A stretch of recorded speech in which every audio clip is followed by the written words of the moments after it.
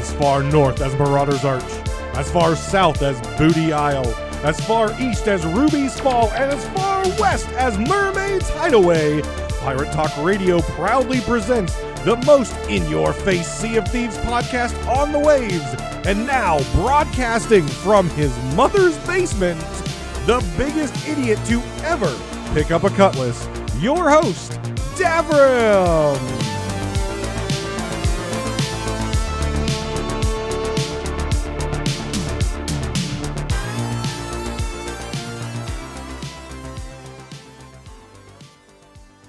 Welcome back, guys, to Pirate Talk Radio. This is episode 75.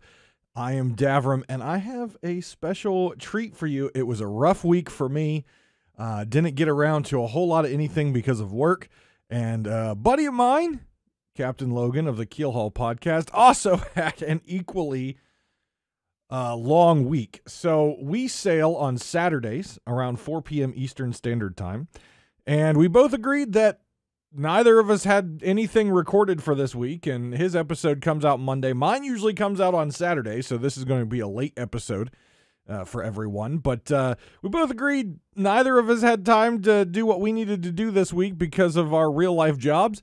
So we agreed to do a joint two podcasters, one boat, which is the stream title of our Saturday streams, and we did a joint podcast. So we'll get to that in just a moment. But first, I want to take a moment and thank the patrons who are financially contributing to the success of this show. First off, Lane, thank you very much. And Regis Stella, thank you both very much for continuing to be patrons of my content and financially support the show. If you would like to join the illustrious group of patrons for this show and for my content, you can go over to patreon.com/DavrimTV.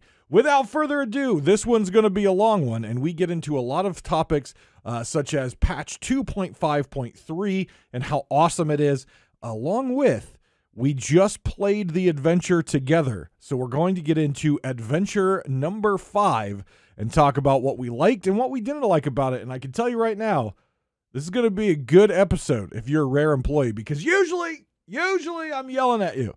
This time, not going to be doing too much yelling, because the past couple weeks of Sea of Thieves has been pretty damn good. So let's take it away over to Captain Logun with the Keelhauled Podcast and myself, two podcasters, one boat. I hope you enjoy. This week is a very special episode. This week we're having another two podcasts, one boat situation. In this case, Davrim TV from the Pirate Talk Radio is joining us this week to kind of talk about Adventure 5. We were talking about it and we went sailing just earlier today.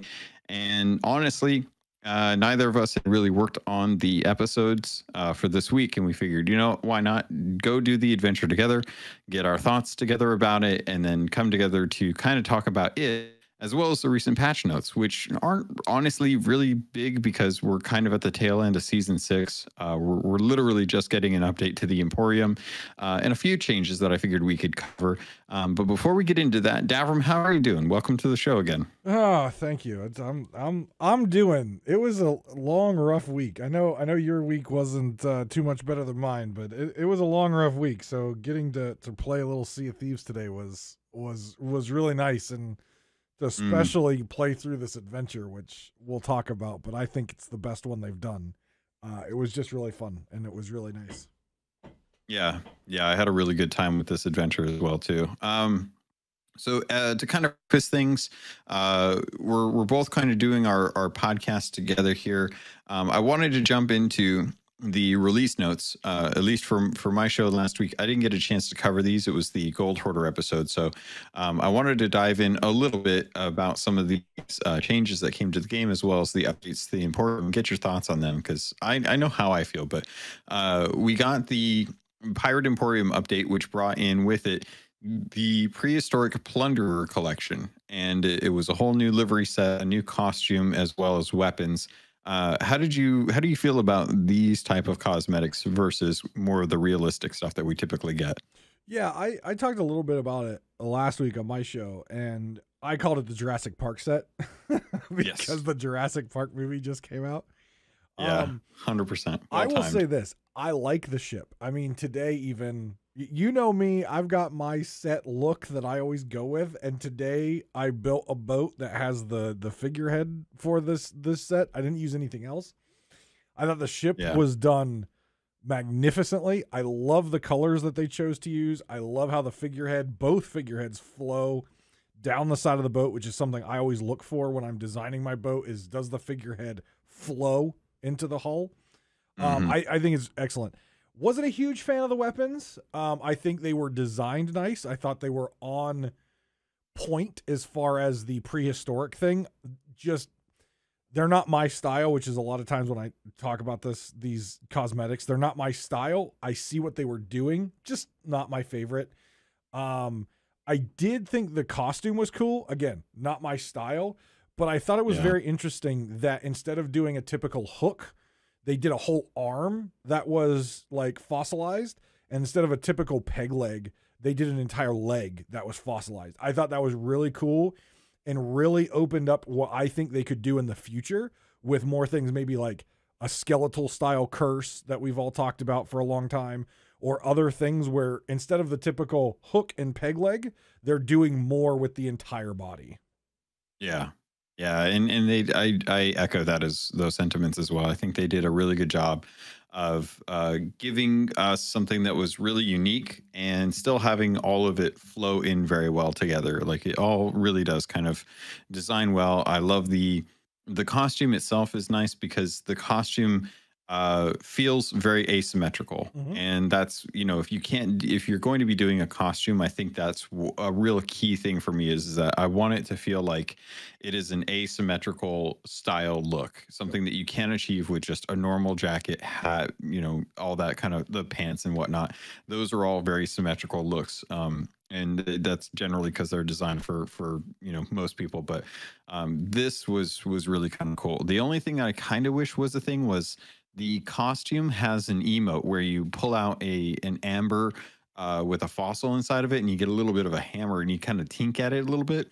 I kind of wish that was something that you got to do a little bit more when you're actually doing it, because it's kind of a 5-second loop. Like you'll tink on it and you'll look up at it, and then you'll bring it back down and you'll tink on it again, and then you hold it back up in the light and look at it, and that's great, but it's not very elaborate compared to what was the Crimson Crypt set, where you literally like put your wings, your hands up into the air, and a huge wave of bats keep circling around you and stuff. And it's like that was like very epic compared to this. Yeah, they really outdid themselves with the whole Crimson Crypt set. I loved every bit of that, and I use some of the bits, like I think the cup I use, but they outdid themselves with that. And by the way, the word tink, that was fantastic. You tink on the rock. Yeah, that made me smile.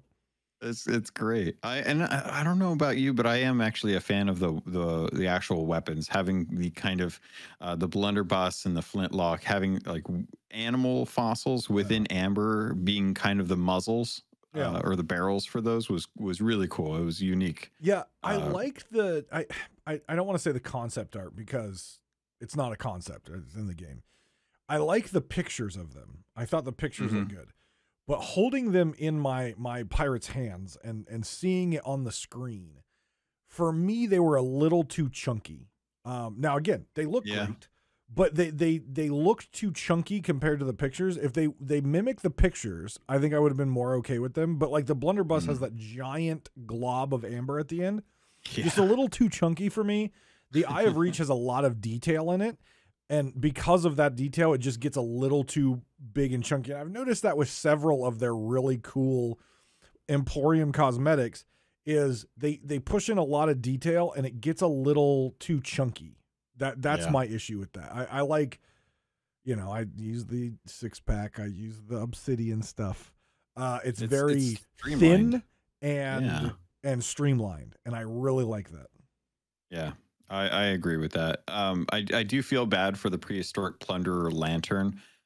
This was definitely not the time to start throwing custom lanterns into the game, given how many other lanterns we're having to deal with. I think it is Lantern Fest, and I'm being lambasted with lanterns at the moment, and I could probably do with a few less torches at the moment. We also got some stage dive emotes, which I have not bought, but I've been seeing some very fun ones where people will do the fall onto the sword that's like sticking in the ground over at New Golden Sands Outpost, which has been hilarious. Yeah. So as someone who has worked with a lot of drag queens in my life, this is the drag queen emote bundle, because literally it's got the death drop where the drop and the legs go different. It has, it is the drag queen bundle. That's just what it is. It's the drag queen dance bundle. Which I can 100% imagine John McFarlane being the one to kind of do all of the fun kind of film reference for when they go to animate these together. It's very fun. We also got the Sports Day emotes, which I haven't taken a look at, and I don't know why these came in. It's a pirate game in this instance. Like, I can understand the theatrics involved with a dramatic, fashionable stage dive emote bundle, but Sports Day is a weird one for me. Am I alone? I thought it was weird as well. I mentioned that, but what I sat there and thought, it is the middle of the summer, which every 4 years, what do we have during this time? The Summer Olympics. So my only thought was, and they've done Summer Olympic stuff in the past, I think, maybe. Oh, it was last year. Was it last year? When we had the Bombardier stuff for Borderlands and that's the only thing I could think of is maybe this is like leftover Summer Olympic stuff. Because that's what it feels like to me. It feels like this should have been released for a Summer Olympics event. I could see that. Yep. It's interesting. It's a choice. They wanted to make it. They put it out there. It's for people that want to enjoy it and stuff, and hopefully they are. We also got the freebie, which was the Rant and Rave emote. Which now that I think about it, I can't remember if I actually picked it up yet. It's a good one. Oh, nice. Yeah, it's a good one. I like it. I will have to grab that one then. It's not a short one. Like a lot of time the freebies are like short and over, right? It's a freebie. You get it. Congratulations. Awesome. But it's a short burst emote. This one is very nice. It's got a couple different motions in it.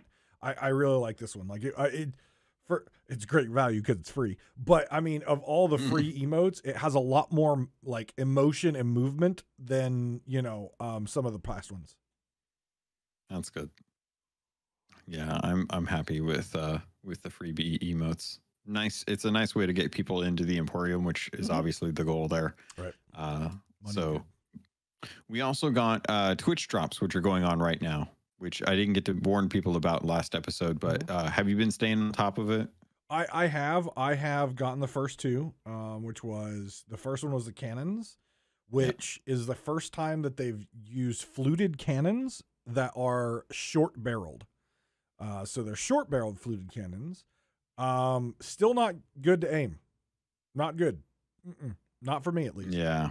The flute is still, it's not good. You can't see where that ball leaves the barrel. The flute is just bad. I don't care if it's short or long. The fluted cannons are just bad.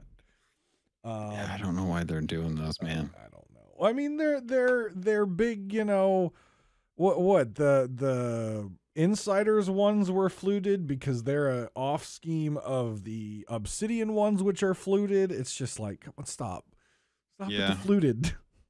It's bad. I made the cardinal sin of opening up a website that I haven't previously opened before recording and the audio going. So I apologize to anyone that had to listen to whatever the hell Twitch had on the front page that was like auto playing while you were giving this very nice description of the fluted cannons, and I was like, really? I see Twitch even wants to silence me. I know, it's unfair. What was today? I don't even know what today was.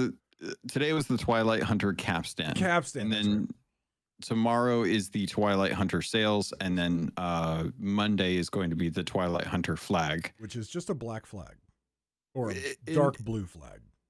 But why the flag? Where the hell's the hull? Funny you mention that. It's funny you mention that because I think it was Why? Falcor that was complaining about that live on stream. It was either earlier today or yesterday. He's like, why the flag? Of all the things, the flag. And he's streaming with Spammels, which Spammels is like a giant teddy bear ball of positivity all the time. And Spammels is like, because every boat needs a flag. You've got to have the flag. The flag is an important part of the set. I'm just like, Spammels, give us the haul, not the flag. Yeah. If I had to say why, I'm gonna toss this and say that they put in the flag on the last day because it's the least important. They're trying to get people in for the next set of drops, which I imagine will be the wheel, the figurehead, and then the hull. Probably. And then I guess that's it. I don't know. Is there a cosmetic I'm not thinking about right now? Because there's only there's only cannon, 7. capstan, flag. Oh, the flare. Sails. Oh, flare. Yeah. So they'll probably do another set of 4 days at the start of right around season 7. You think they'll probably do 4 days at season 7? Probably. Yeah. Yeah. That's oh man. Well, at least I can miss out on the last days of each of these and not feel terrible. Even though I definitely won't, but at least I could. You know me. If I miss it, I'm going to be upset. Oh yeah, yeah. Even though I never use it. Yeah, I missed one piece of the Twilight Hunter set, and I'm kicking myself for it. It's a bummer. Speaking of sets that just came out, though, we just got the Plucky Ruffian Sea Dog set in the clothing shop, which I don't know about you, but I actually love the Ruffian Sea Dog shirts. It's got that high collar, really beautiful set. This one's kind of a weirdish green one that's available for gold, and it's actually really cheap too. It's not like one of the expensive sets. Yeah, usually the Sea Dog stuff is kind of like the swabby or what I would call the newbie clothes, even though for some reason every newbie goes for the crab, kraken, and ashen. Oh yeah. But like this is the Ruffian Sea Dog stuff is very much swabby, very cheap, very affordable. Love clothing. it. But yeah, I the color is interesting, but I dig it. I'm okay with the color. The pants are nice. The pants are like they're not a black pants. They're like a dark blue pants. And they look really good. The color goes really well with the hat, the unfeasibly hard to get hat that you get for doing something special in the game. Oh, right. That's something that I noticed happens to go really well with that hat. If you have it. I don't. Thanks for sorry. it in. I'm sorry. Joe I had to bring it up though. Joe has put a ban on me getting that hat. You know, I posted something the other day and he liked it, and I was like, "Oh my god, he doesn't have me muted. That's weird." He probably has me muted. I 100% felt that Joe had me muted for a very long time. For a very long time, I was 100% positive. I'm like, he's got me muted. I don't know what I did. I probably tweet too much, but I'm almost certain that he's got me muted. This is one that I wanted to bring up with you because genuinely, while Sea of Thieves is continuing to ask for our money, we just talked about the prehistoric the set that came out, the Jurassic Park set. We just talked about more ways to spend money and to follow and feed into the media machine that is the Twitch drops and such. We got an accessibility update with this patch that was swapping the analog sticks. And I can't say that I ever thought that this would be something that would be required, but I'm glad that they put it into the game because I don't know who needs this, but at least if the option's there, this option is available. I know you're a huge fan of accessibility as well too. What were your thoughts kind of getting into this one? Yeah, so anytime, and I've said this multiple times over the years that I've played the game, Sea of Thieves does an excellent job of trying to figure out new ways for people to be able to play their game, regardless of exceptionality. How can we make our game playable for everyone? Obviously, there's limitations. There is a point where they can't do everything, but they go above and beyond to do what they can. I don't use a controller. I have an Elite controller laying around here somewhere. I don't play on controller. So for me, it doesn't impact me at all. And that's why sometimes I miss some of these accessibility options because they don't impact me. But if it's going into the game, to me, that means there's enough people that this would impact for them to spend the time to code it, right? Because you're literally, I mean, I know about the controller, but it's very common, right? Right stick is look and left stick is move, right? Is that how it normally is? No, yeah. That's how it normally is.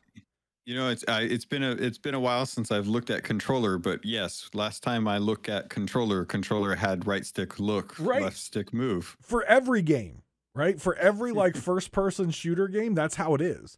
Yeah. So in my mind, that was maybe it wasn't, but in my mind, that is a significant development effort. Yeah. And they would have only done that if it impacts enough people. Yeah. I was thinking about this when I was reading the patch notes, and this is something that I've noticed with a lot of Microsoft Studio games. Halo, if I recall correctly, has this setting when I was digging through the setting options for that. And I'm pretty sure a lot of their other games do. So I tend to wonder if this is something that is kind of one of those, you work for Microsoft as a Microsoft Studio. These are the accessibility options you need to work into your game to make sure that you're staying on top of the accessibility thing, because that's one of their talking points as a company. They are constantly talking about how accessibility is kind of at the forefront of their thinking when it comes to when everyone gets to play, we all win. You know, that's their mantra. That's how. So it's nice to see this. Right? Imagine everyone getting to play games and everyone getting to enjoy games, regardless of what games you like. That. What a crazy concept. Speaking of crazy concepts, this was something that you had brought up that I figured we would be diving into, but we got some changes at the skeleton forts, huh? Oh, yes. We are standardizing events, and I like that. Yeah. Because I am big on taking things that have dust on them, dusting them off, and bringing them to what the game should be now. So I've always talked about trying to figure out a way to rebalance loot, you know, like Athena chests, which are not the most expensive item in the game, even though they're still pretty rare, bringing them up to where they should be based on the current economy and the current other items. I think this is a great change. So the idea of making the skeleton forts, the forts that have been there forever, to have the same style of barrels as the new Phantom forts, which are very popular for people to stop by and stock up. So you've got your ammunition red barrels with the cannonball logos on the front. You have your other barrels, which are going to have now a wider and larger stock of food, like your Phantom forts. I think this is great. It's taking something that has been there forever and bringing it up to the same par of some of their new stuff. Yeah. I love the idea of this being implemented specifically to the idea that when the game first came out, skeleton forts were the main attraction, right? You had the Kraken, but the Kraken was on a 3. It was a random encounter. You never were guaranteed to get a Kraken unless you were working on a skeleton fort for an excessive amount of time. And as soon as it dropped, the first ship that sailed away from the fort was probably going to get hit because everyone would always go to the forts. Right. And the way you would prepare for those skeleton forts back in the day was you had to go and try and see if you could hop off onto islands to grab supplies, or get lucky and find a shipwreck nearby and loot everything out of the shipwreck. 5 bananas at a time, 10 cannonballs at a time, and 5 wood planks at a time. Yep. And it took a while. So it gave players an opportunity to kind of be able to work on the fort while other people were trying to restock their ship. And nowadays, given that we have things like sea forts, barrels of plenty with harpoons and storage crates, you can buy resources now. The amount of time it takes to get restocked on a fresh ship, if you got sunk trying to take out someone at a sea fort or not a sea fort, a skeleton fort, is significantly lower. So having a regular skeleton fort where not only are you not just working on skeleton waves, 15 skeleton waves, and then a skeleton captain. Now it is skeleton waves, skeleton captains, and then a skeleton lord, which is more difficult than normal. Right. Having the wider range of fruit, having better barrels, more designated barrels and stuff to give people an idea of what to expect when you actually go to those barrels, not only helps balance the actual skeleton fort itself based on what its new enemy types are like, but it also helps those that are at that fort be able to better defend themselves against people who are coming in, given that they have been stuck at the fort for, half hour, 20 minutes, 30 minutes, however long it takes for them to do that, compared to someone who is able to go loot 2 skeleton forts on the way over and get 300 cannonballs for 15 minutes worth of time. Yep. Yeah, and it's huge. And things like in games like Sea of Thieves, where in the past there is heavy setup time, right? Getting all of your stuff, and previously, from before you could buy your storage crates and your cannonball crates and your wood crate and your fruit crate from the merchant, there was 5 planks, 10 cannonballs, at a time. That's how it was. You go loot the barrels, you run to your ship, you deposit it. You loot your barrels, run to your ship, deposit it. And so the setup time in video games, in my mind, is another barrier to entry, right? If you're a brand new player getting into a game and you realize that the first 15, 20 minutes of your playing is just stocking up, probably not a game that you're going to stick around for a lot, right? Like, I come from a game that I love, EverQuest. It would take you 15, 20, 30 minutes just to get to where you're going to camp and kill things, right? World of Warcraft changed that in the MMO world. Sea of Thieves is, I think, trying to do a better job of reducing that barrier to entry, getting you into the game, getting you doing something that makes you feel accomplished as fast as possible, which is going to keep those players playing longer and coming back. Yeah.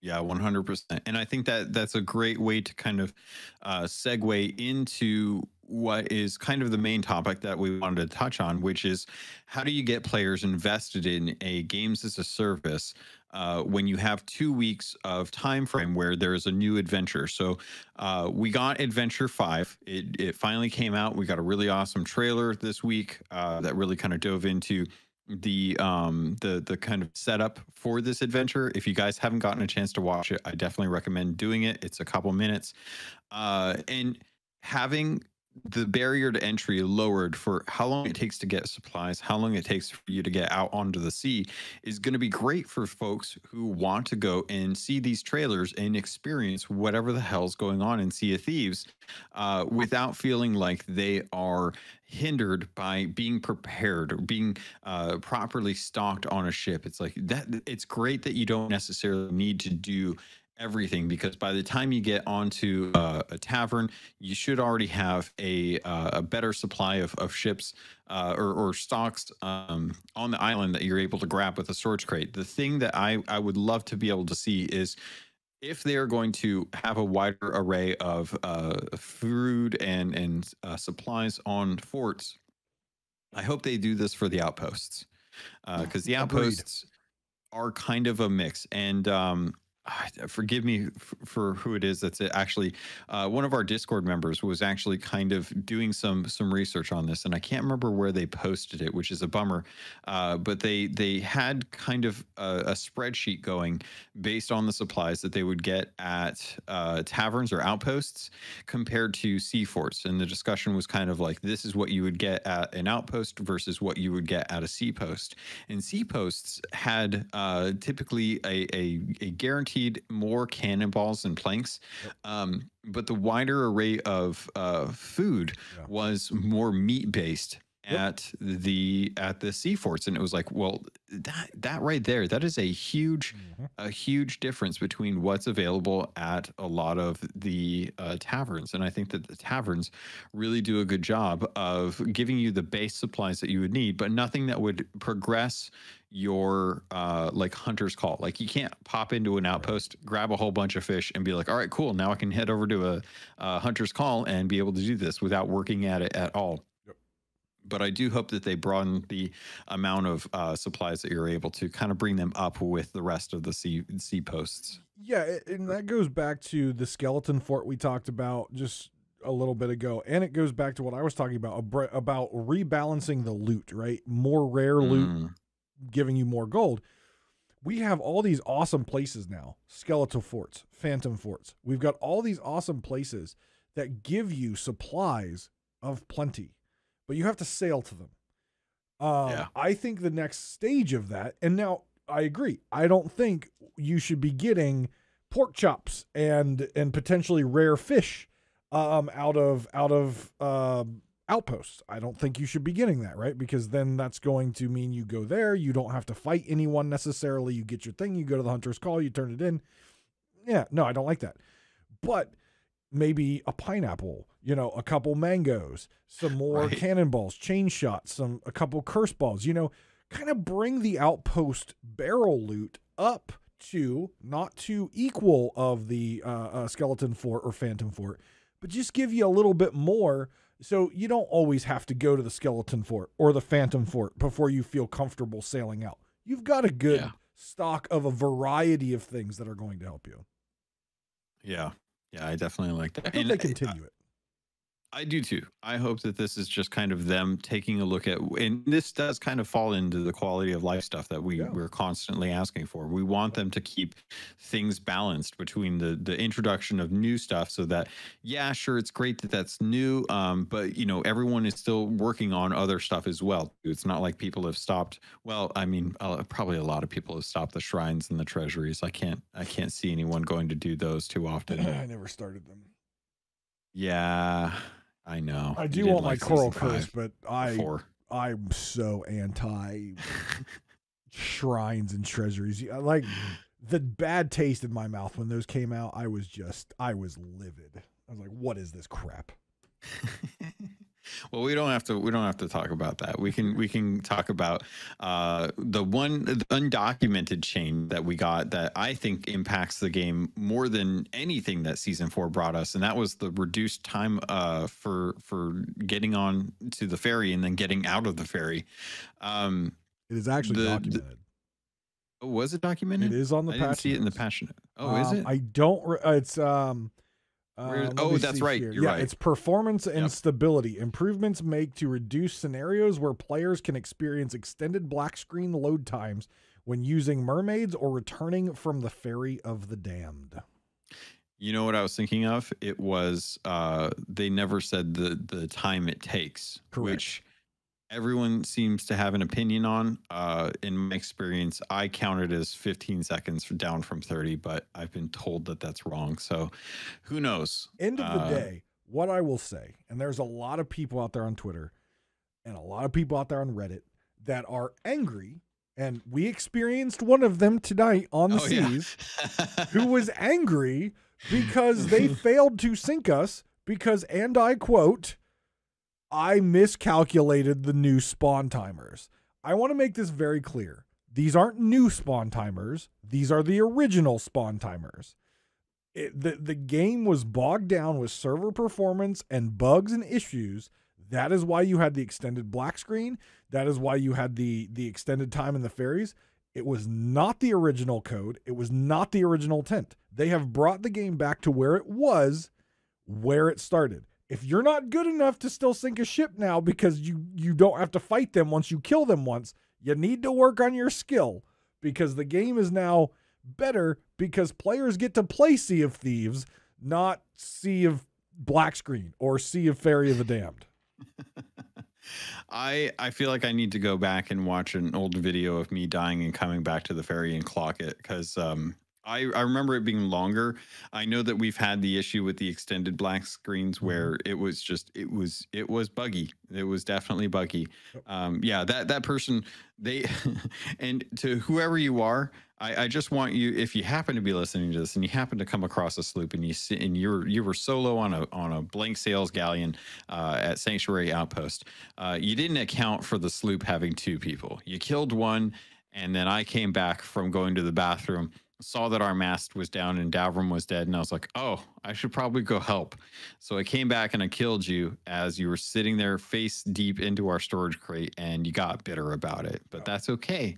It's fine. And I also want to state that whatever bounce that blunder bomb had that knocked me off the boat, I've never seen a blunder bomb knock someone off the boat at that angle. I was completely caught off guard by that. I was attached to the sail, for God's sake. You miscalculated the angle of that blunder bomb. I miscalculated the angle of that blunder bomb because it knocked me in a direction I never thought a blunder bomb could knock you. I've been really happy with this update as I look to kind of wrap things up, unless there was a couple more things that you wanted to dive into. Yeah, I think the ferry one is huge, right? And you know, as well as you know, other listeners out there, I am very critical when it comes to patch notes, and I'm very critical to Rare on a lot of things. But I will also be the first to give credit when credit's due. And this patch, though it's not introducing a crap ton of new content and things for players to do, there were a lot of both graphical fixes and performance and stability fixes of long-term bugs that have caused players so much pain for a very long time. And I give Rare all the credit in the world for doing what they say they're going to do, and that is, we're working on it. Now, we never got dates of when things were going to get better, but things are getting better. And this patch is a prime example. You already brought up the spawn time. Another big one that has caused players enormous amount of pain and probably more support tickets than Rare wants to think about is you can no longer swing your sword around the ship waiting for a respawn to identify where the player is going to spawn camp them. That has been removed. You can no longer do that. You will no longer get an audio cue. That is huge, especially for new players, because there's nothing worse than getting spawn camped. And before you even if you had a reduced black screen, you're already getting killed because they know where you're spawning. It is a horrible player experience, and it's been there for a long time, and now it's been resolved. And that is massive in my mind. Yeah. Makes a huge, huge difference in the playability and the enjoyment of the game when people can legit just be able to not have to get instantly killed. And now what I will say is that it is still possible for people to kill you pretty much right after you spawn. Like I watched Fuzzy Bond, and Fuzzy Bond always has very calculated. Him and Jackie get on a ship, and they've got flintlocks, and they will wait till they see someone respawn, and then they will both plan to instantly keep an eye out so that they can kill that person from two different people just after they respawn. Yep. The person always has an opportunity to be able to fight back or get off the ship. There's lots of ways that they can kind of deal with it, but they will always kind of keep an eye out for that. They're not running around trying to figure out where they're going to spawn. They're just nope, we're going to sit, we're going to wait, and we're going to be patient and try and find out when they actually are going to show up. And that to me is a lot more fair gameplay than it is for anyone else that's been trying to say oh, well, this isn't fair. I got onto the, this or that. The excuses run wild, but I'm glad to see that at least they're looking to try and balance that stuff. But what were some of the other things? The only other two items that in my mind were big ones. Obviously they made a lot of changes to server performance and hit registration are both on there, which I always love to see when both of those are on there. And then to be able to play and see that it is better, right? Today when we played, I wasn't feeling, now again, I am one person on one server. I wasn't feeling hit registration as bad as it has been. I was not getting a lot of lag and rubber banding as I have in the past. So clearly something is working. Is it perfect? No, but it's improving, and that's what I want to see. I want to see improvement. Now, when we get to the tail end of this month, when we're getting to, the servers have been running a while? Will we still see this pretty good server performance? We'll have to wait and see. But right now it feels pretty good. The only other two items that in my mind were big, and that's because it affected their new content, and that was the Veil Voyages, is they fixed the disappearing loot. When you put in a Veilstone, sometimes your loot disappeared if it wasn't, unpackaged from the chest or off the island. That was kind of painful, right? A bad player experience. And then the other one was when you're doing the Veil shipwrecks, some loot could become unrecoverable in the ship's hull. Both of those have been fixed. Again, are they major? No, but those little things mean a lot in terms of player experience, because losing one little Athena globe for a player who is like really working on Athena, that could really upset them. So having that, I think, was really good for them to fix that. Yeah, I agree. And it's one of those expectations that you have, like right. you want to know that when you go into something that you're not going to run into issues with it, and them just kind of slowly picking away at some of the bugs that they find and stuff makes a huge difference. And I greatly appreciate that. It's like what you've said before when it comes to the when they loot, what do they always say? We weren't able to recover data, right? Yeah. One of the things you've always said is that is a bad player experience, because when I play a game, I trust that the game is going to work, right? Mm-hmm. The basic function of the game is going to work. I sell loot, I get gold. I sell loot, I get reputation, right? And when that doesn't work, it's really bad player experience. And these are the brand new voyages that are really good, by the way. And they had some nasty little bugs that the game's just not working, and it makes it for a poor player experience. So again, it goes back to that good things for them for fixing those. I'm very happy to see that they're consistently picking away, and this had a lot of them, especially things like the Legend of the Veil Voyage was great. And they changed a couple things. I do want to see them continue with this, add content, fix the content, make sure that the content is still being paid attention to after it goes live. Don't just wait for things to kind of blow over or not get paid attention to before you kind of like mark it off of all right, cool. Well, we didn't have time to get to this one, so no one's complaining about it anymore.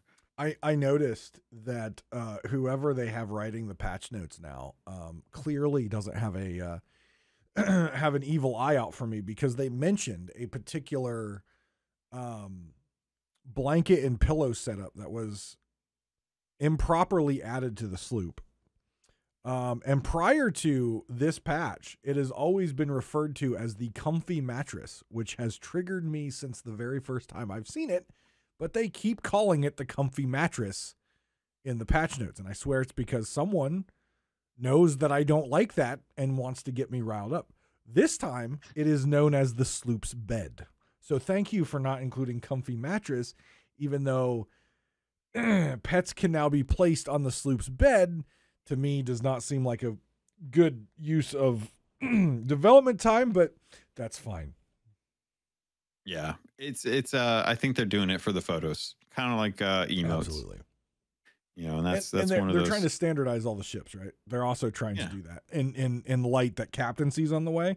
And those ships have to be standardized for that, because clearly if you get a trinket and you put it in your captain's quarters, unless you're going to have 3 different ships, which I could see them doing that, unless you have 3 different ships, if you say, give me my ship, right? Give me the obsidian wing, then that little piece of the Devil's Roar is going to be in the captain's quarters for the sloop, the brig, and the galleon.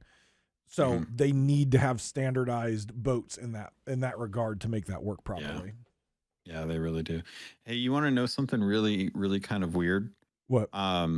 I went back while we were kind of going over some of this stuff, and I grabbed a photo or some footage that I had back when I was testing the game for the scale tests back before launch.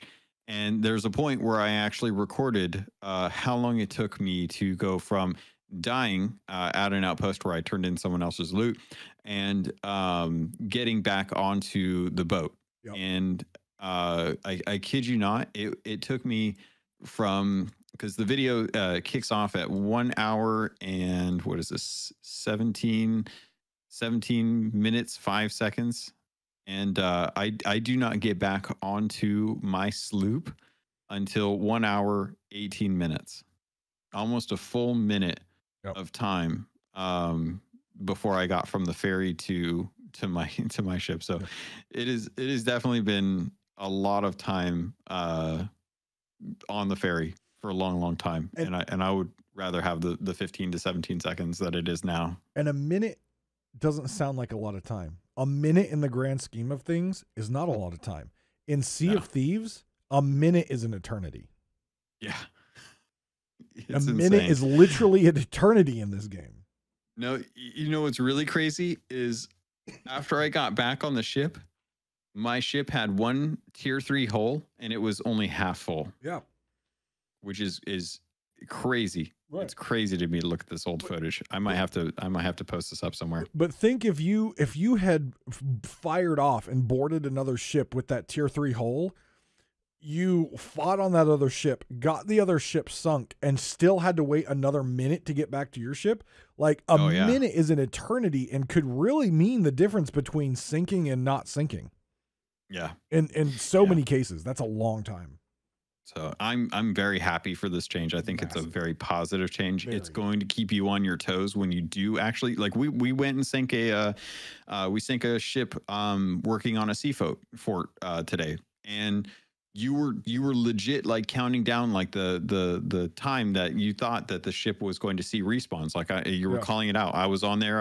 I somehow managed to kill these 2 guys. I didn't think I was going to do it. These guys were really good, and the time that it took for them to get back, like I was legit like just sitting there waiting. I couldn't grab anything outside of like 5 pineapples from their barrel. But as soon as I did that, I was like, okay, I did not pay attention to, I wasn't paying attention at all to when they died compared to how long it's been since when they died, and then 17 seconds later when they should be back on the ship. Right.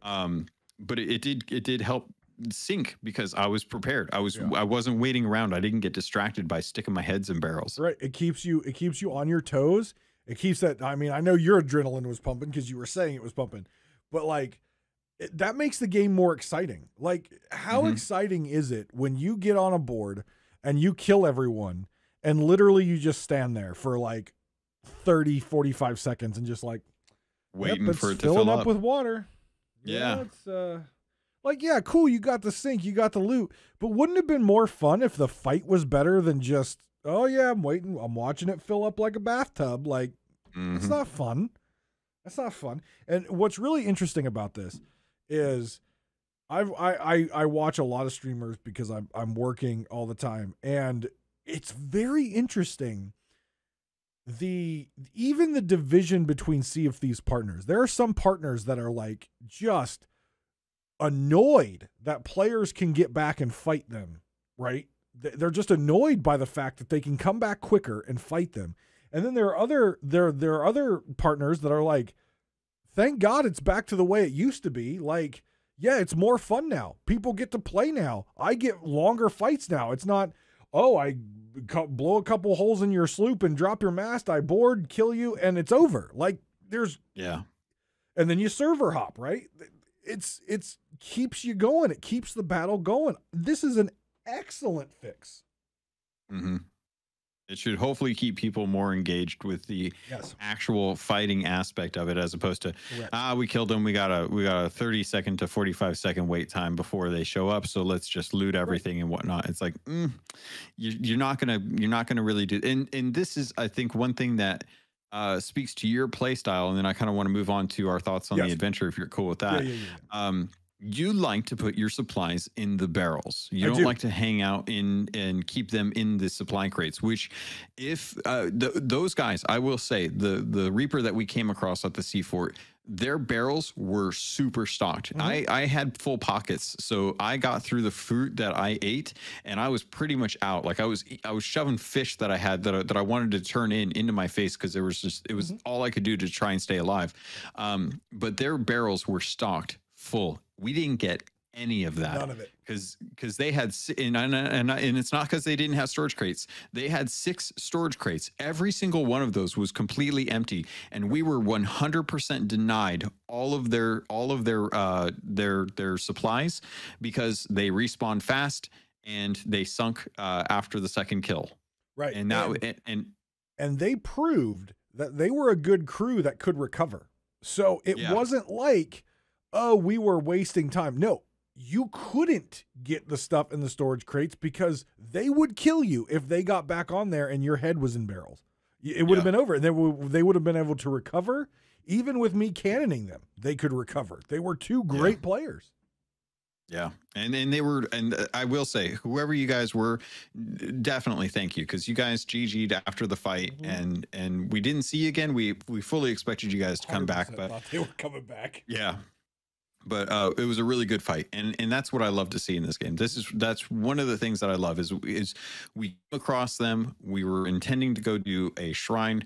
They were at the seaport. We saw them at the seafort. We knew they were going to be there. We knew they weren't going to leave us alone if we went to go do a shrine. So we tried to take the advantage and come on them as they were working on the seafort.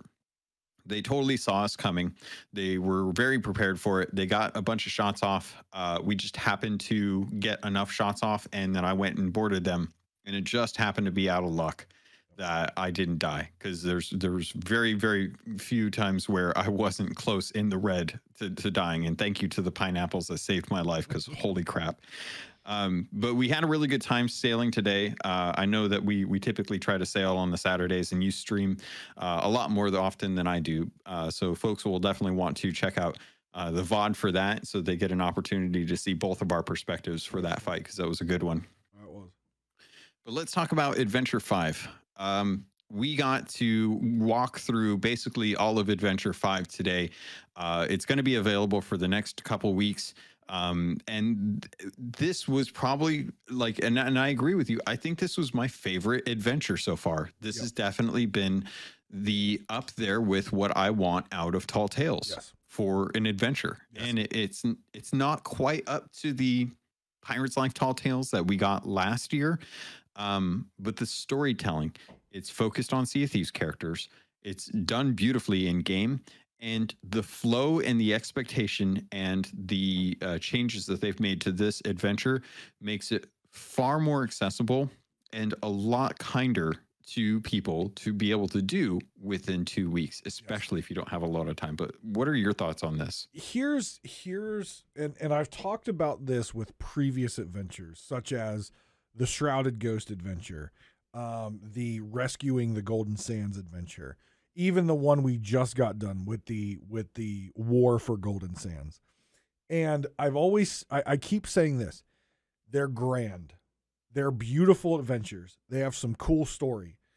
But what in theory sounds cool does not always execute cool, right? RNG. You need multiple crews. The fact that after 2 weeks of play, there's not a lot of people out there doing it, right? They have great theories in their head, but the execution just wasn't there because of the current state of the game. And it's nothing they can do about it, right? They're doing the best they can. This adventure was not only in theory built beautifully along the lore and storylines, it was executed, and I will say this, and you don't get this from me often, it was executed flawlessly. It was exactly what I wanted to see. It's exactly how I expected adventures to be from the beginning. This is what I've been waiting for. It was amazing. Yeah, I 100% agree.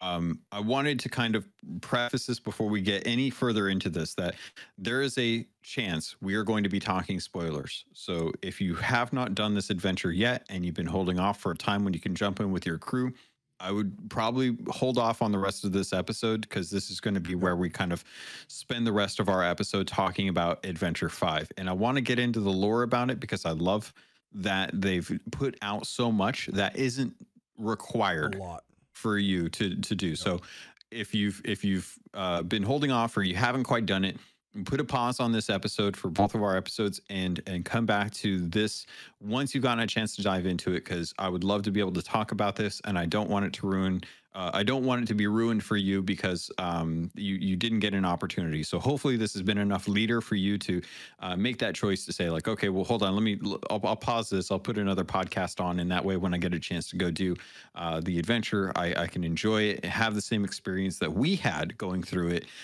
without feeling like I've already been told what's going to happen.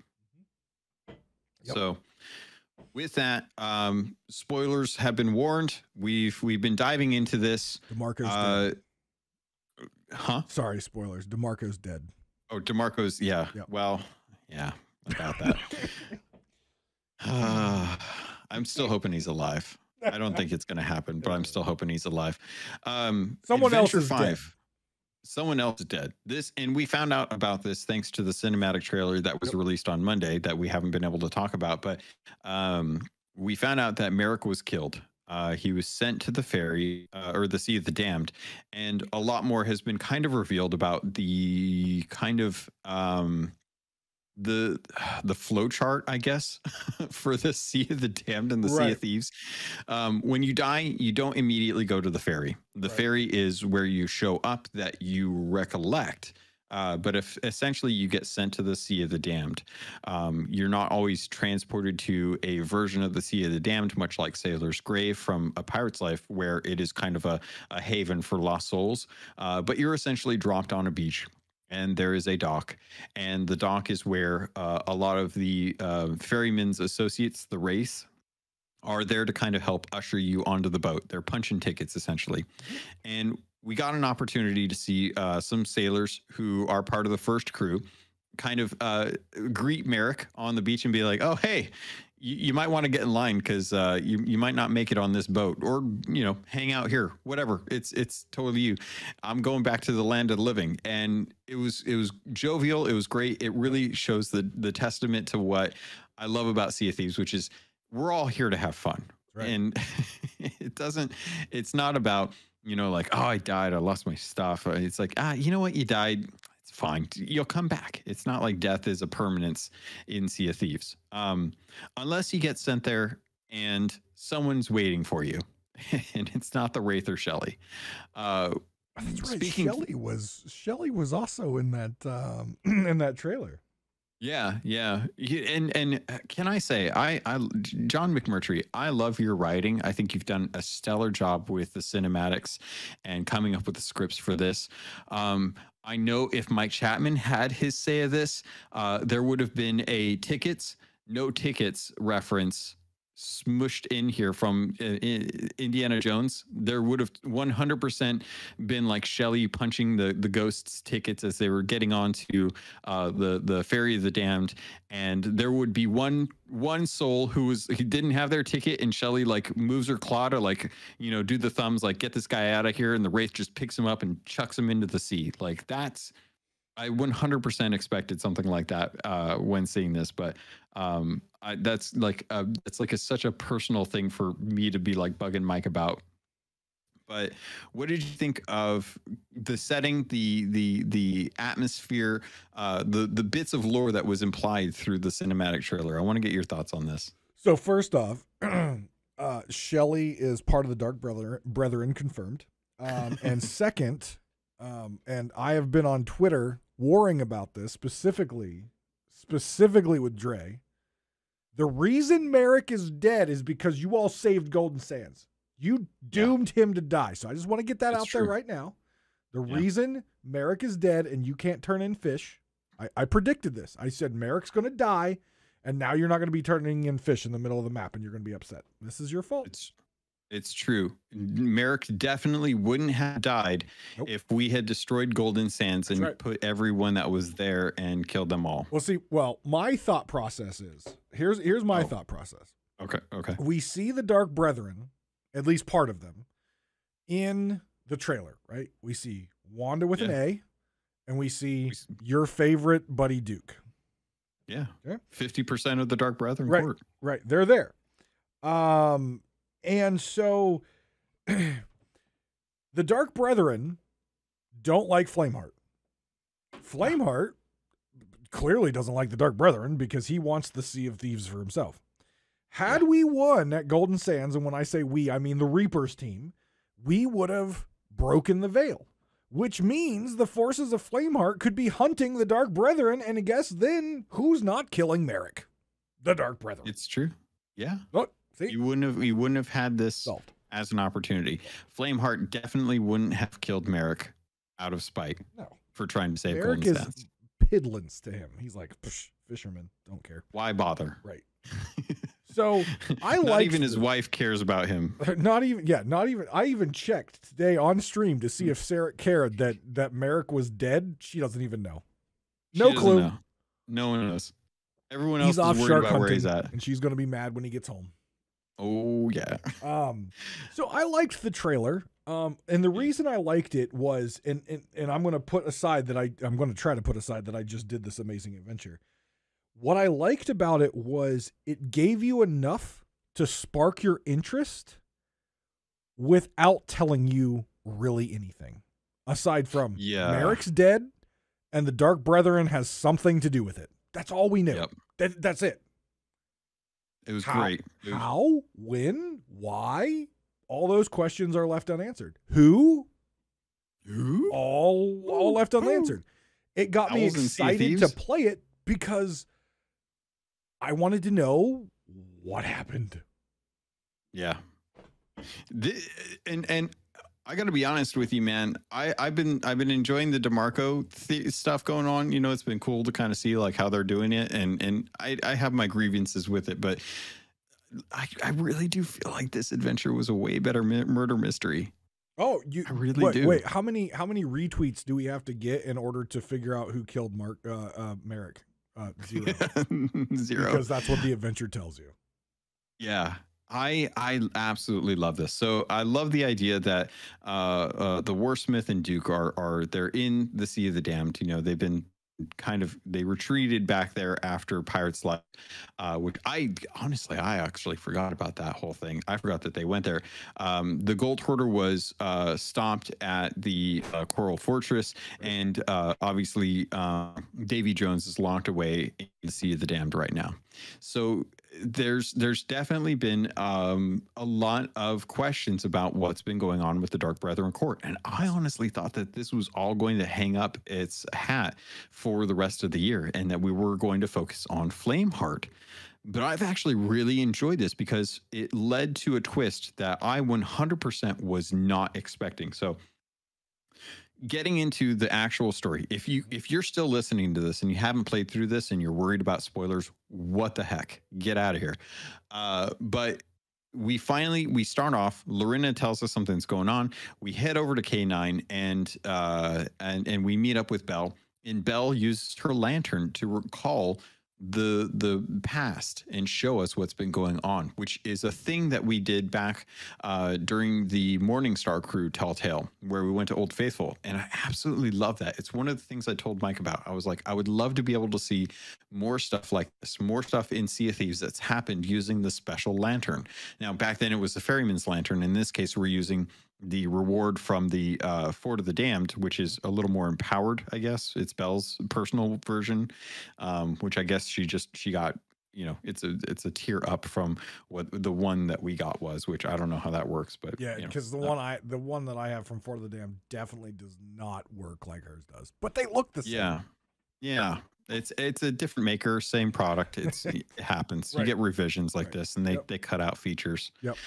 But we find out that Merrick's been killed, and that the person who killed him was someone who looks very much like the Warsmith, slightly different, and we've been kind of working our way to find out who it is. There's been a lot of speculation about who it could be, especially given that the second adventure really kind of dove into this potential of who is with the Warsmith on that ship. And this adventure answers all of those questions, and I'm absolutely amazed that they've done a great job of using Belle's lantern as something that I honestly was expecting back when we got Emissaries. There was a trailer that went up that showed us holding up a lantern, and we saw little footprints on a Keelhauled fort, and that would lead us to Greymorrow. And Greymorrow is one of the Skeleton Lord kind of things, you know, and they teased that as content that was coming, and we never saw that.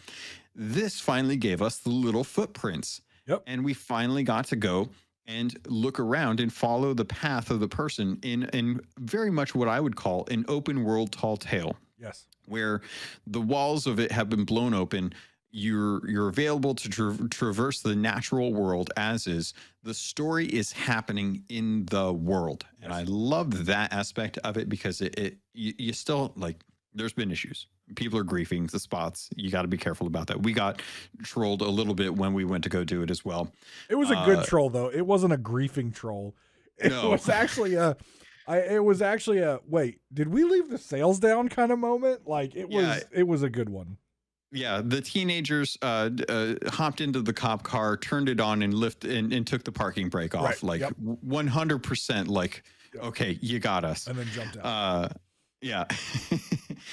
In this instance, I really love that we're following the path of a journal that is left behind by a very arrogant masked stranger.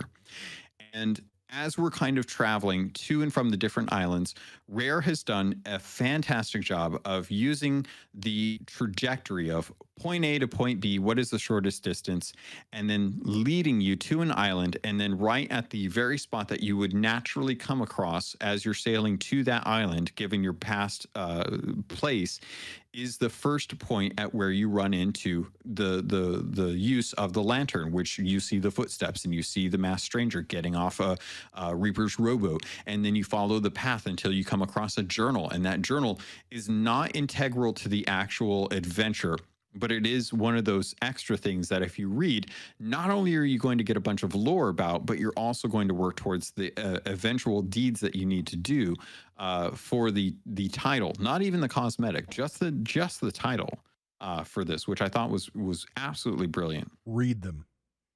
Yes. Because, and I know a lot of people when it comes to journals, and I'm guilty as charged, open the journal, click, done.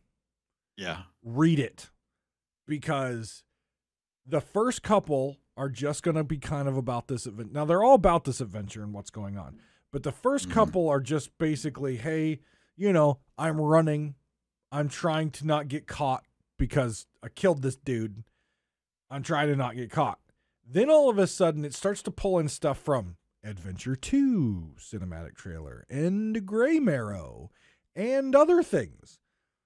Read them. They're not long. They're not like the ridiculous tall tale ones that sometimes get a little long. They're very short. Read them, because you are going to, things are going to click from the tall tales to things that are happening now to just things that happened not too long ago in Adventure 2. Yeah. It's going to all click. Even back as far as a pirate's life. We see that in this adventure. And it really starts to pull all these threads together that have been kind of out there, but have not been necessarily completely tied off. And they're starting to bring them all together in this large tapestry, and it's amazing. Yeah. Let's dive into the magical mystery box, the walkie-talkie of the damned. Yes. We finally found out. Down there? Stitcher, Jim, sir. The book that you talked about that references Morrow is in direct reference to the Box of Wondrous Secrets, the item that is out in the Devil's Roar that Stitcher Jim looked into, went crazy, ditched his allegiance to the Gold Hoarder, joined the ranks of Flameheart, and then went missing for a very long time. Morrow looked into the Box of Wondrous Secrets, and she didn't go insane, but she didn't seem to really grasp what the heck was going on either.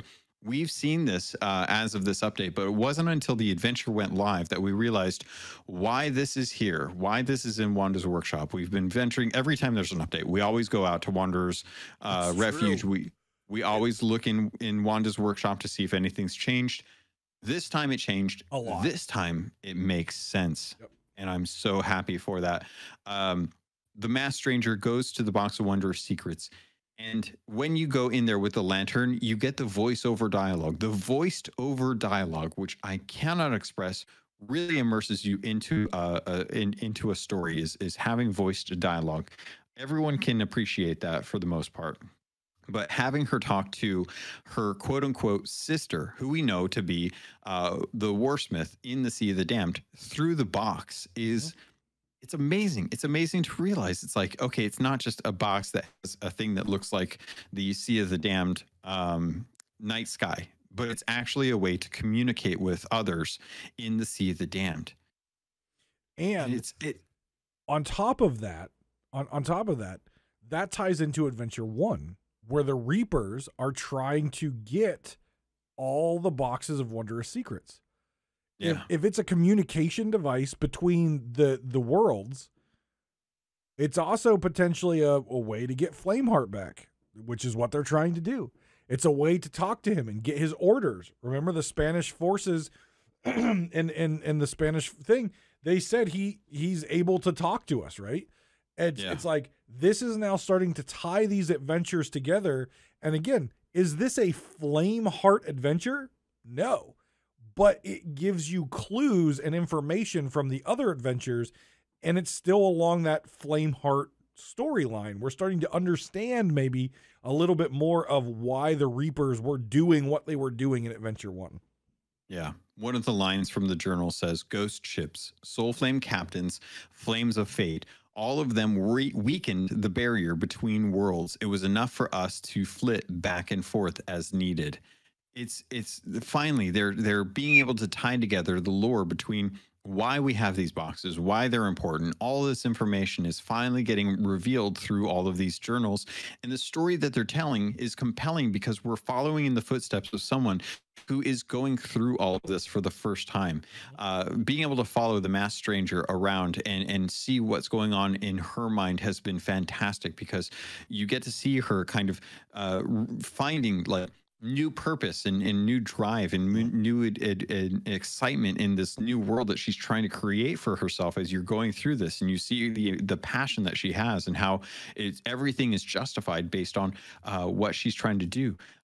As you kind of go further to the story, you really start to realize like they are trying to do something now. They are trying to create something that will allow them to get the means to their ends. And as we're traveling from place to place, we find out that the warsmith has communicated with her sister, and that her goal is to meet up with the other phantoms, and that the phantoms are gathering relics.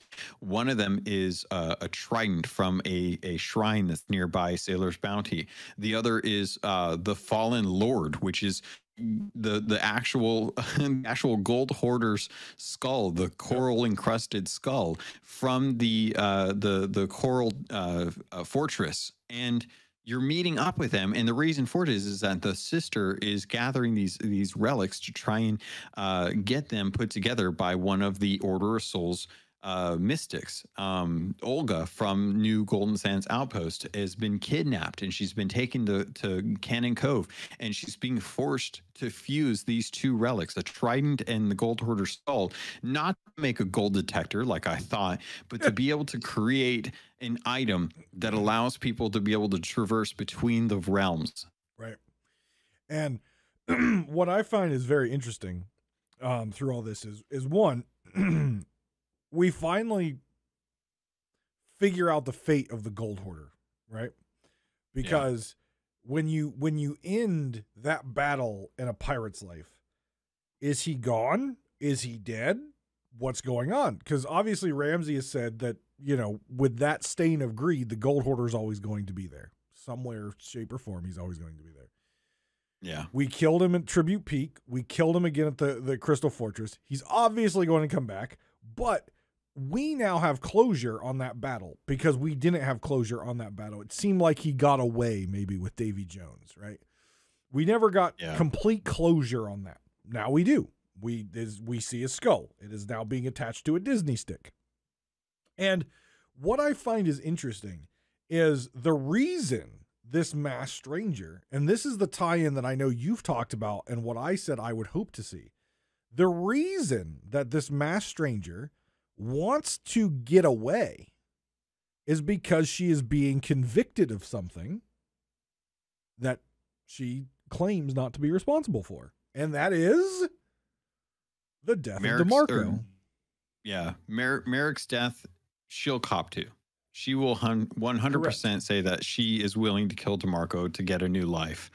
Right. Which is, I mean, to be fair, given that most of us pirates are willing to kill other pirates over treasure, right, pales in comparison to the fact that this person is being promised the ability to restart their life. Correct. And that once DeMarco died, which seems to be a pretty well-known fact for a lot of people at this point, given how she was like looked at as number one suspect. Number one suspect, yep.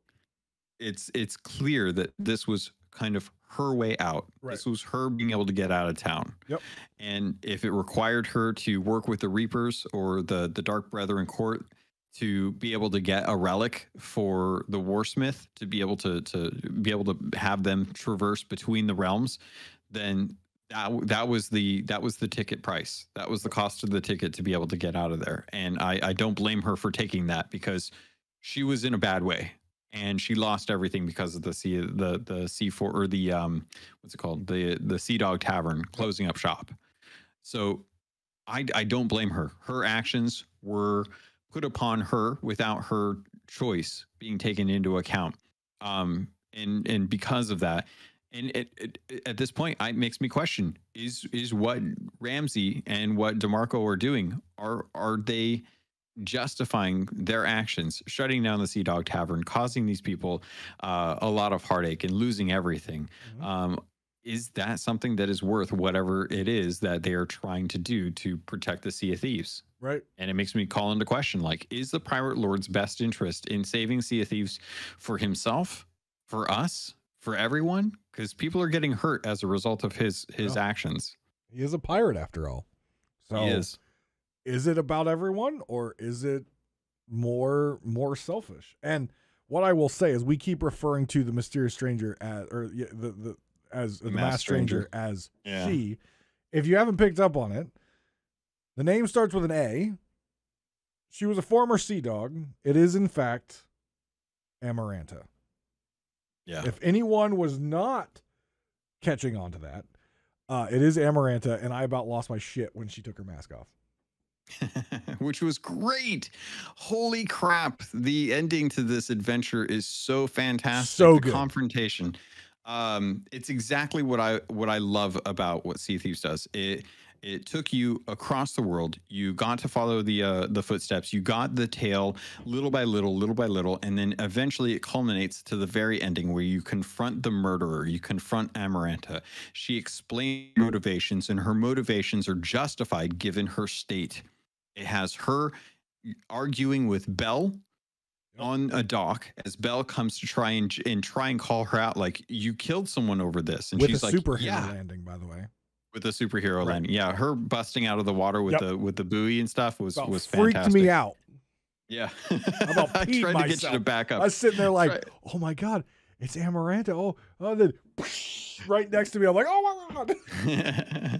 I tried to get you to back up because I knew it was coming. I was too sucked into that. Like, I was too sucked into what was happening. Me too. The first time I did it, a couple nights before, same thing happened. I didn't even catch that she was going to pop out of the water. She popped up behind me, scared the crap out of me. Yeah. It's like 1 o'clock in the morning. I'm freaking out on the couch because I'm just like, oh God, oh, it's you. Never mind. But yeah, I was enthralled. I was enthralled by this. Her using the trident with the fused Gold Hoarder skull, which we didn't even talk about. But the fact that the Gold Hoarder's eyes, those green gems, are veil stones. Yeah. Two of the veil stones that people were complaining, oh, the veil, the ancients, the Veil of Ancients has 5 gems. Where's the other 2? How come we're only getting 3? It's like, well, maybe the other 2 were parts of the Gold Hoarder's eyes, which also ties back to something that I thought was a miscommunication. I thought that when they did the orb stream back in December last year, which, think about it, it's July now. They talked about how the way to get between the realms was in the Belly of Gold, which is the name of the place down in Tribute Peak at the Shores of Gold, where the Gold Hoarder has his vault, which makes sense because his skull has the ability to give people a way between the realms. Right. And it actually specifically called out in this adventure that because they're Veil Stones, he's able to see things, specifically treasure, that other people can't see. Yeah, the fact that he's able to peer between the realms does not, and it's like, well, no wonder he went crazy. Yeah. If you could see between the realms too, it's like, it's straight out of Sixth Sense, which, spoiler for Sixth Sense, the kid can see dead people because he's dead. Go figure. Yeah. Freaking the Gold Hoarder sitting there, and he's like, I see dead people all the time. I just want my gold. For the love of God, get me all the gold that you can. And they're like, we are getting you all the gold. He's like, no, you aren't. I can see more. You're not. I can see more gold.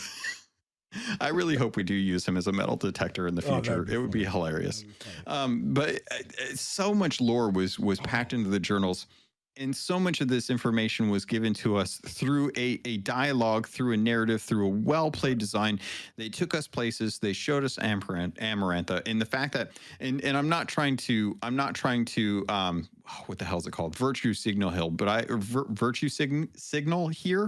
But I do appreciate the fact that it was a woman having a conversation with another woman, while another woman was in a portal, kind of being in charge of two guys.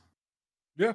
And it was just is so Wanda good. really a lady anymore? I don't know. I don't know. I think a skeleton. Yeah, she is. I mean, I guess under all the flesh, we're all just bones at some point. Yeah.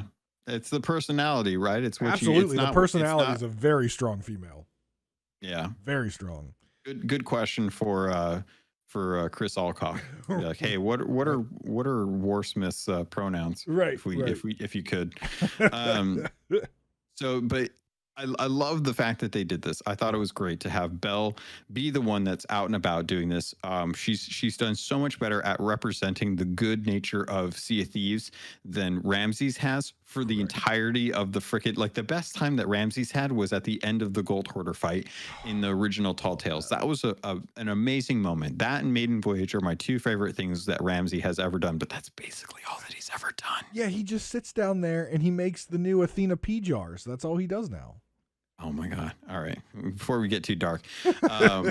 So I love the fact that we ended this with Amarantha being able to traverse and show us that the Dark Brethren court has abilities that the Reapers are seeking. Right. And there's nothing that the Reapers can do about it. Right. And so, apparently Merrick has information. We don't know what information at this point, but he has information that they need. Yeah. Information that he may not realize they need. Right. And I think Belle mentions that. I think Belle mentions that he may not realize that he has this information. Yeah. And I think it ties directly into the dark relics that were being used for Golden Sands Outpost. Yeah. Because it is clear, to me at least, that the Dark Brethren are looking for a way to get Davy Jones free. Yes. They're looking to get a way for him free and for the captain to get wherever the captain is to the Sea of Thieves. Right. I think that the Gold Hoarder skull is the first step in them having an easier way of traversing between the realms. Yep. And that I think they are eventually going to seek out either the dark relics to change something, which would kind of lead us into a direction that would be like, hey, Rare wants to do more of these community decisions. There's another opportunity right there that the dark relics fall into another pair of hands that aren't as clumsy or butterfingers as the Reapers were when they were trying to change Golden Sands to an outpost or the Damned or what have you. I thought you were going to say as butterfingers as Merrick's were whenever he gets a ship. Yeah. Look, we don't have to look. He's trying his best. All right. Like He's got a wife that is on the verge of divorcing him over a merfish. because he has a hobby that she just does not understand. Wow. All right. Yeah. So let's look at this adventure real quick and what it pulls together. All the bits that it pulls together. It pulls together, going all the way back to the beginning. It pulls together Shores of Gold, the tall tale, with the gold hoarder, and now we understand his eyes. We understand the importance of the belly of gold. It pulls together a pirate's life with the battle with the gold hoarder at the crystal fortress, the coral fortress, the Disney Coral castle. Fortress. Sea of Thieves Disney castle. We always call things differently than what they're actually called. Right. It pulls together Grey Marrow in the original Tall Tale sets, when you're putting all those bits together and the things that he knows or doesn't know about the Sea of the Damned. It pulls together adventure number 2 with talking about how Wanda the Warsmith wanted so badly on that ship, that closing scene, wanted to go and attack Flameheart Jr. at that fort, but was told by Amaranta not to because they did not have the forces. It pulls together so Stitcher Jim, Heart of Fire. Jim, yeah. I wanted to bring in Stitcher Jim. I in the forgot box. about that one until the. Well, even before so much together. Yeah, before Heart of Fire, he was the first discoverer of the Box of Wondrous Secrets. We finally understand like the significance behind that. And I saw this on Twitter. Someone brought this up on Twitter, and I responded to it. They're like, "Where is Stitcher Jim?" And Mike has said time and time again, Stitcher Jim is still out there, and eventually we will find out more about Stitcher Jim, right?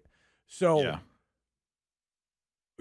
This is another. Now we know why Stitcher Jim is somewhere out there, probably just doodling his, a picture on a piece of paper at this point because of what he's going through.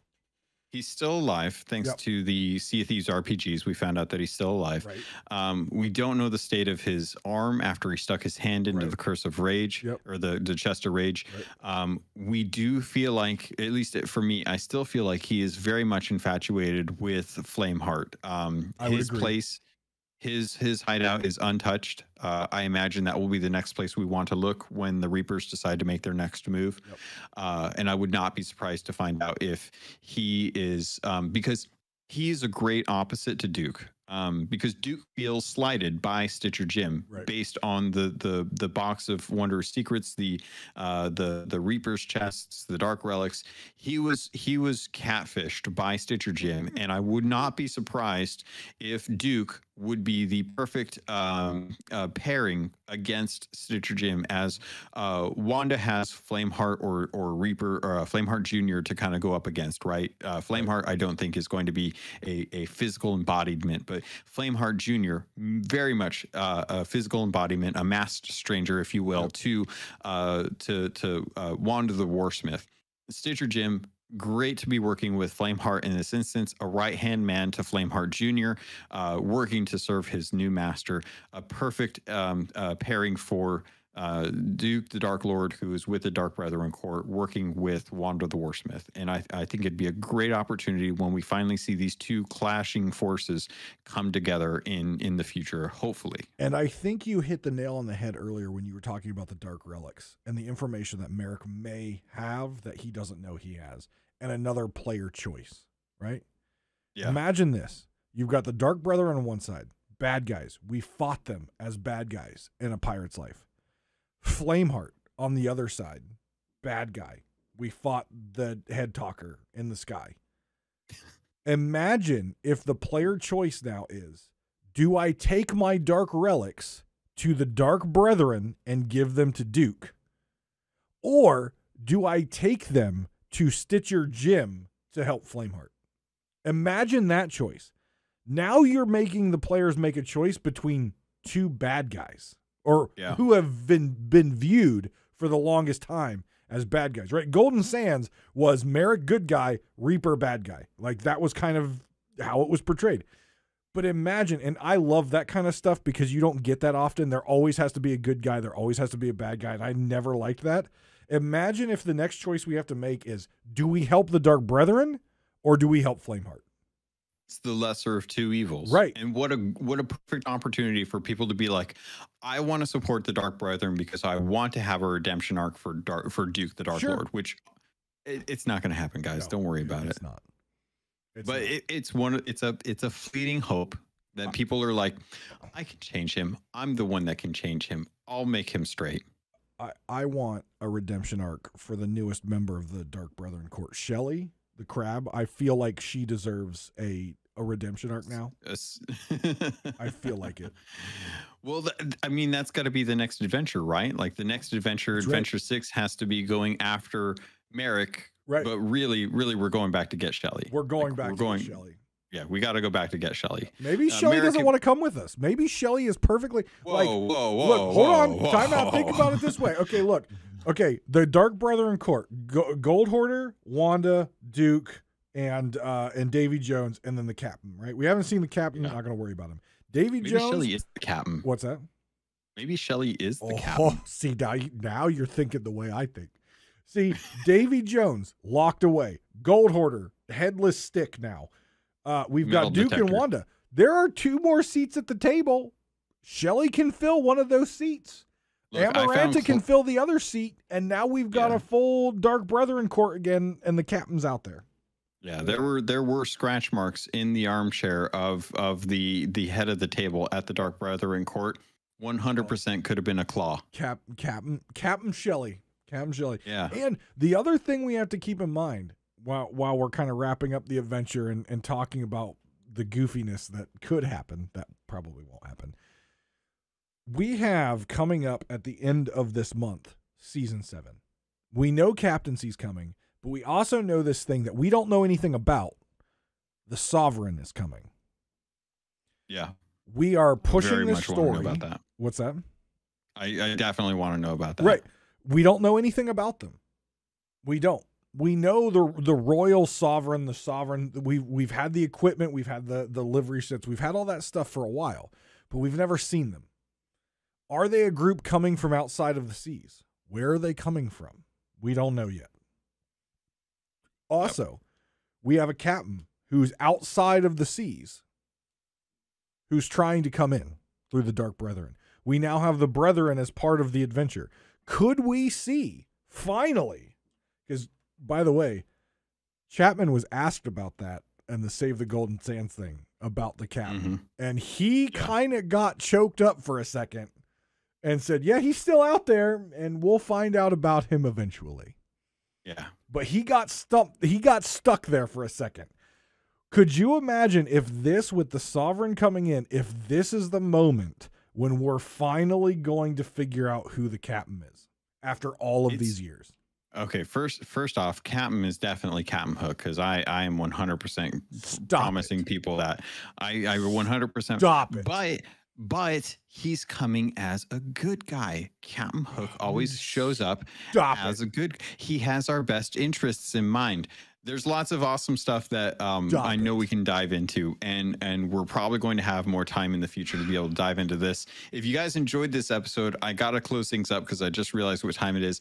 But if you enjoyed this episode, keep an eye out or an ear out for the rest of this month, as at the end of the month, both Davrim and I are going to be going to England for SOT Fest. We're going to have a very special podcast that is going to be recorded live there. I don't know if we're going to be able to have people there, but for sure on the 25th, if not the 23rd, we are going to be recording it. We're going to be recording on the 23rd. I don't know if it'll be out in time for the 25th, but we're going to try and make it happen. I don't know how it's going to work out. We'll figure it out. But we are going to be recording a live episode at SOT Fest on the 23rd for sure, unless something crazy happens, which I doubt it will. We're going to get there. And this will be another interesting conversation to jump into, as we will be jumping into season 7. So if you enjoyed this episode, make sure you give all the kudos to Davrim for jumping in. Make sure you go and follow, listen to Pirate Talk Radio. Make sure you subscribe to the YouTube channel. Make sure you're following Davrim over on twitch.tv/Davrim TV. If I'm recalling this correctly off the top of my head. Okay. And make sure that you're following my content as always. And if you guys are listening to this from Davrim's side, make sure you pirates are doing everything you can to sink as many ships and not let alliances win. Yes. Did I cover that? Yes. All right. Second I got to make star sure to you're the left and straight on till morning. It's not Captain. It's 1 hour to happen. But that's going to do it for this episode. We'll probably have our normal outros if that's a thing. I have no clue, but I got to get running. So pirates, thank you so much. We'll talk soon.